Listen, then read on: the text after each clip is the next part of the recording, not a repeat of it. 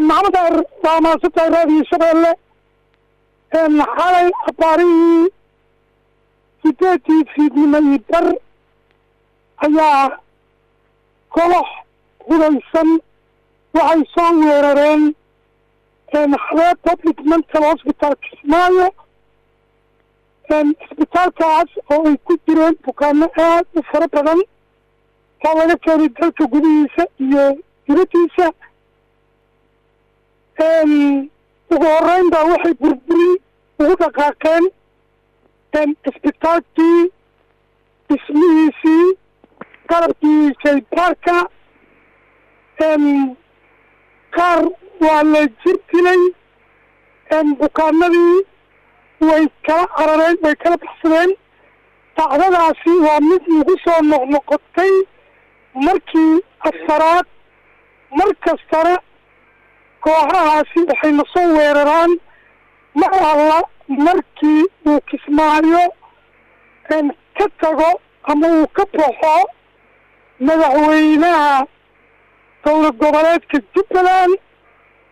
mudane أحمد محمد إسلام أحمد مذابة أنت وجوه نومي مالين لكن مرة مركو مدعوينا وبوحو أي مركز مصوران مجرسلان وكاننا كناريان إلا يعطنا كارتا كده يبحثين فخيرات كودا مثلها معي هيا مركا لباسada meesha ciidanka ay ku gaarsiiyeen bukaanadii iyo dhaqaatiirtii maxaa kamid ah waa hadii aan si dab ah aan u hadalno waa dhacdadii afaraad habeennimo lagu soo guuraynayaan madaxweynihii oo ka maqan kismaayo waxaa la jir jiraa kalkaaliyayaasha dhaqaatiirta argagax waa dareemi kartaa bukaan laga daweynayo dhimirkii oo markii horena xanuunka uu ka qaaday dhibaatooyinkii ka dhacayay deegaanka ee isugu jiray dilka dhaca madaafiicda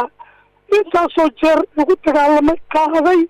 post traumatic stress disorder runtii waa dhacdo murugo leh dhacdadaana waxay ku soo aadaysaa iyadoo uu madaxweynaha dowladda federaalka iyo labada gole ee baarlamaanka ay saxiixeen sharciga naafada qaranka maxaa yeelay bukaanka dhimirkala waa midka loogu baahida badan in la ixtiraamo la soo dhaweeyo inaan lagu weerarin goobahooda la ixtiraamo waa burburin baa la sameeyey sarihii baa la burburiyey qalabkii baa la burburiyey intaasna waxaa samaynaya dad shacab ah oo runtii dawlad kale iska indhatiraya inay jirto annaga waxaan aaminsanahay meesha inuu ka jiro maamul goboleed adag inuu ka jiro madaxweyne axmed maxamed islaam runtii intuu jooga dibna ma gaaro laakiin markuu baxo dib culus ayaa na gaara waa nalagu tuntaa waa nalagu xadgudtaa waa nala jirtiyaa bukaanadana waa leerya maxaa wax looga qaban karaa dhibaatooyinkan xarumaha lagu daryeelo dadkan dhibanayaasha ah ee dhibka loo geysanayo maxaa wax looga qaban karaa bay kula tahay doctore maxamed tahay waa mahadsan tahay annaga waxaan nahay dhakhaatiir waxaan maalgashanay dhismahaas muddo sanada ayaan soo wadnay dhismahaas intuu dhismahaas socday wax carqalad ah lama aanan kulmin cisbitaalka dhismihiisa waxaan bilownay 17 May 2017 maalgelin ayaan ku samaynay dhul ballaaran ayuu ahaa dhulkii ballaaran waxaan heshiis la galnay qodob markaa milkiyadda dhulka sheeganaysay waxaana ku heshiinay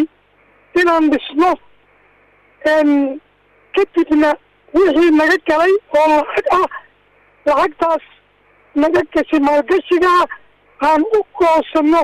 kirada aan u goosano sidaas ay wax noogu socdeen nin kale ayaa ka yimid dibadda oo la yidhaha Bashiir Gees dhulkii baa wax kunaadou yidhi annaga marka ninka hadda yimid dhulkii qoladii aan markii hore la heshiinay annaga heshiiska kala qorannay iyagii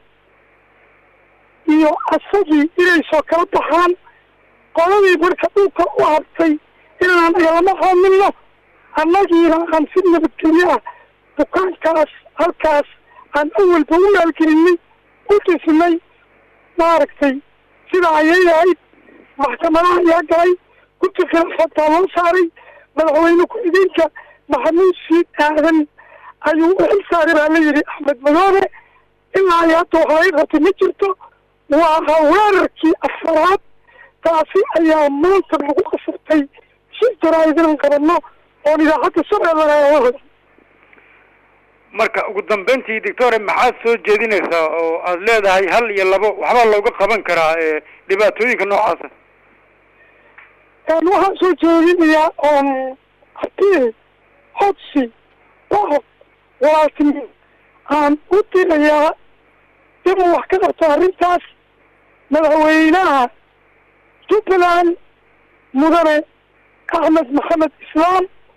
oo ahaay khudbadiisii muddadii 7 saac iyo barnaamijnimo saxdaxe aan ka tegaysanaynay maruu ka qaybgelayay calaamasaarkii madaxweyne Dani ee Puntland oo uu u badnaa cadaalad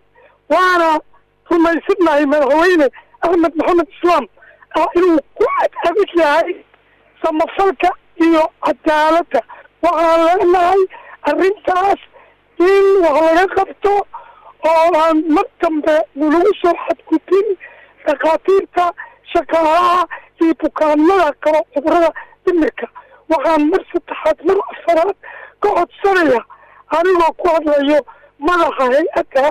Xareed Mental Health Foundation